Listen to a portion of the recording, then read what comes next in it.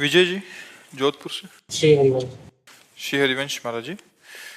महाराज जी, आप कह रहे हैं कि कृत्रिम, महाराज जी आजकल एआई का एक बहुत वो आया है कि जो भी आप उसमें डालते हैं वो एक नई दुनिया की रचना कर देता है। तो कह रहे हैं कि पहले ही मनुष्य ध्यान साधा और प्रकृति से एकदम विलग था, और एक स्वप्न में एक और स्वप्न की रचना का एक माया का ऐसा जाल हो गया। तो महाराज जी, इसमें हम अपने आप को कैसे, अब कलयुग ऐसा व्यवस्था करता जाएगा कि आपका मन अंतर्मुख भजन में न लगने पावे।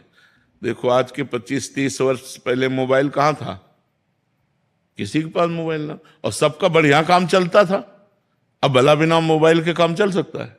कैसा फांस लिया कलयुग ने। सबके पास मोबाइल, चाहे संत हो, चाहे रिक्शा वाला हो, चाहे पदाधिकारी हो, चाहे किसान हो, किसी के पास भी हो, स्मार्ट के नीचे है ही नहीं। सबके मोबाइल, दिन भर लगे रहो उसी में, ना भजन, ना शास्त्र स्वाध्याय, ना सत्कर्म, उसी में लगे रहो, बस मोबाइल में लगे रहो।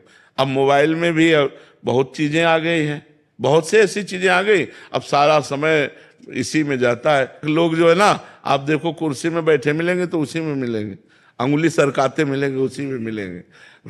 ये कलयुग का प्रभाव है कि वो एक ऐसी ऐसी आकर्षणकारी चीजें रचता जाता है कि लोग उसी में फंसते चले जाए और भगवान के अंतर भजन से विमुख हो जाए।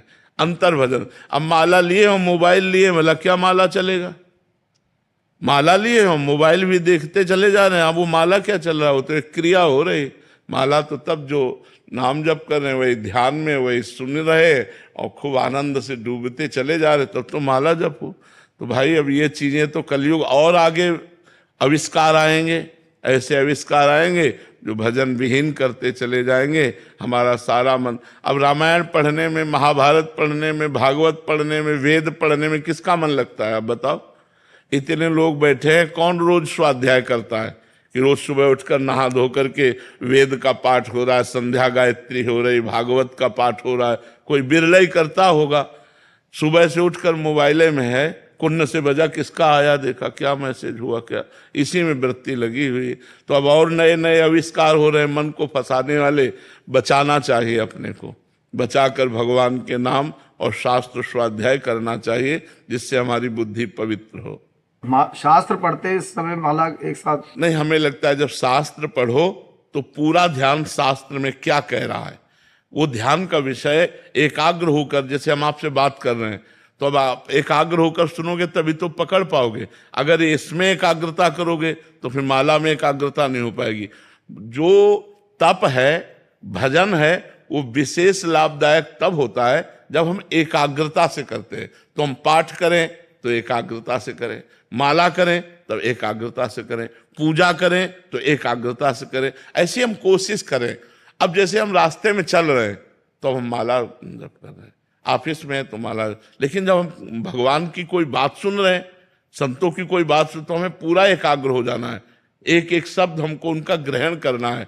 अगर हमें खाली समय मिलता है तो राधा राधा, नहीं तो हम पूरा समय उनकी बात में देते हैं, क्योंकि बड़ा दुर्लभ होता है, संत समागम बड़ा दुर्लभ होता है।